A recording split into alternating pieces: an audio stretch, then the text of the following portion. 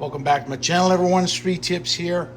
And if you look down inside the anode filter here, you can see there's some liquid showing down at the very bottom down here, which means the silver, the impure silver up here, is getting chewed up.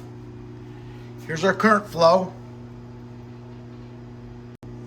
This is about 22 hours into the process. Now let's take a look down inside of here. This thing should be cranking out. Oh, it's warm to the touch. This thing should be cranking out about 10 troy ounces of pure silver per day. So we should have about 10 ounces of silver in there right now. Looking good.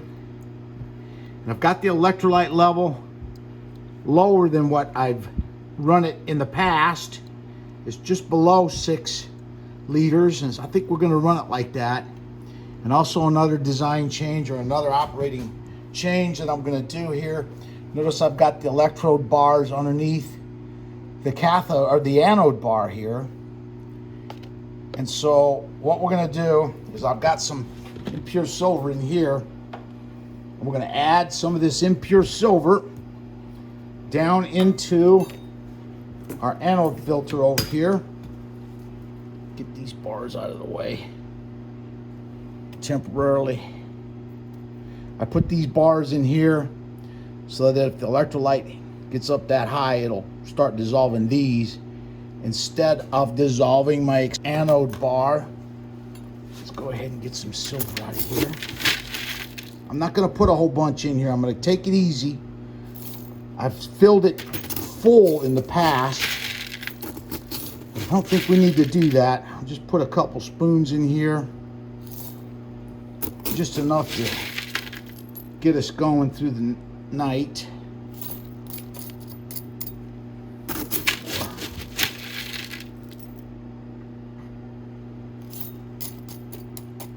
I'm gonna reach down in here and give this a stir while we're in here.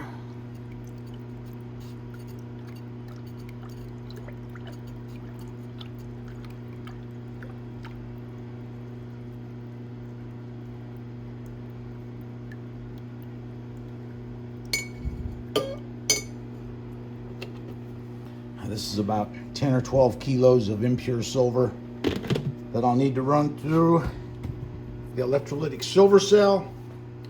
Let's put our sacrificial bars back in here and reinstall the anode electrode bar on here. And then look here, that current flow's jumped way up there, 5.5 amps. So this thing is humming along pretty good. It's the current flow that does the work in the cell. So when we've got a current flow that high, that means we're going to be cranking out some silver ions out of this anode filter here.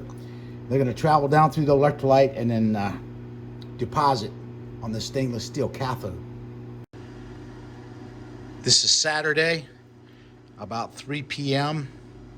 I started this experiment on Thursday evening at 6:30 p.m. So we're coming up on 48 hours here in a few hours. And if you look down in there, you can see it's really chewing up the silver that I'm adding into the anode basket there. You can see the electrolyte peering up through the impure silver in there. And we've got a real good current flow going on in here. We've got 5.2 amps, which is very respectable. The power supply, and we're going to pull our anode bar out of here and get those sacrificial bars out of the way. Just reach down in here and pull them out.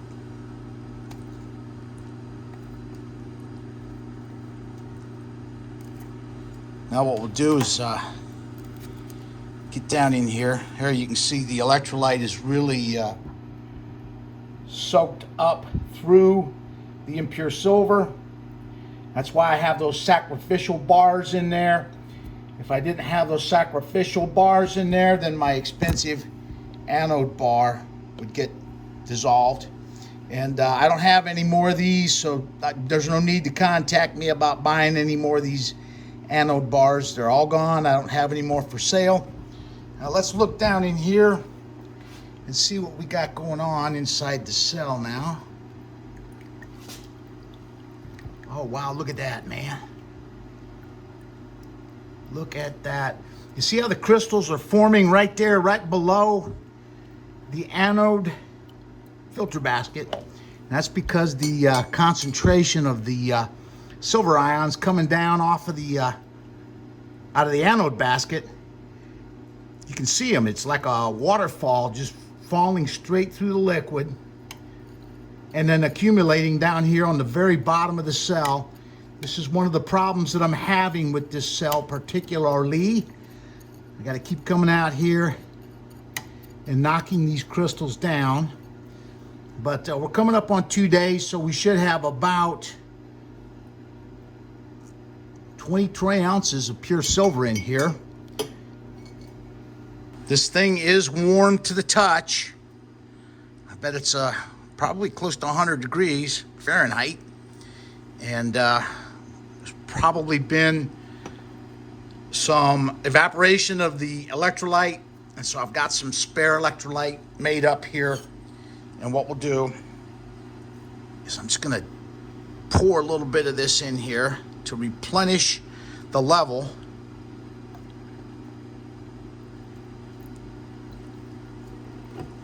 Now we'll stir this up.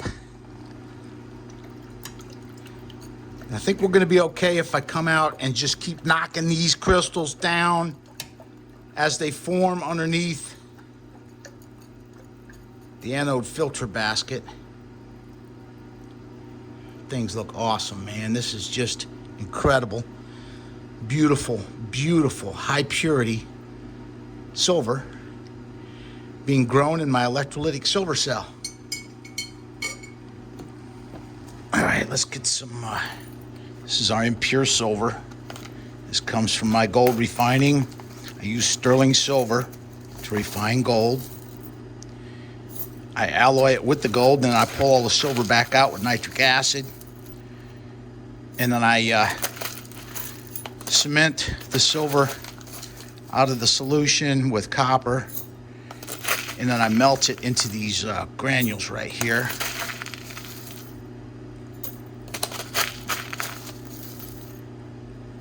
All right, that should be good enough for right now. Let's go ahead and reinstall our sacrificial silver bars here.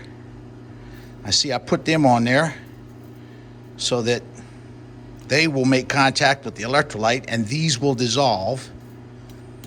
These sacrificial bars I'm putting in here, and it will protect my expensive anode bar from coming in contact with the electrolyte and dissolving in there. Let's take one more look down inside of here before we turn the power back on. Look at that. Look at that beautiful, beautiful pure silver forming in there. Like I said, I'm coming up on 48 hours of crystal growth. So we're looking at about, that's 2 days. This thing is cranking out about 10 tray ounces per day. So we should be looking at about 20 tray ounces of silver in the silver cell right here.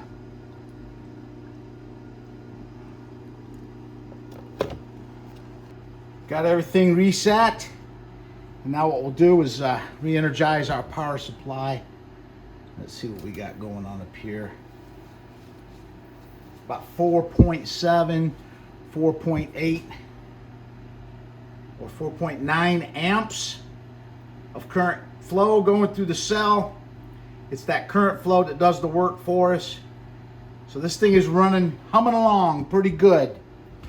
So this will conclude the video. 48 hours are coming up on 48 hours worth of continuous silver cell operation. That'll conclude the video. I'd like to thank everybody for watching.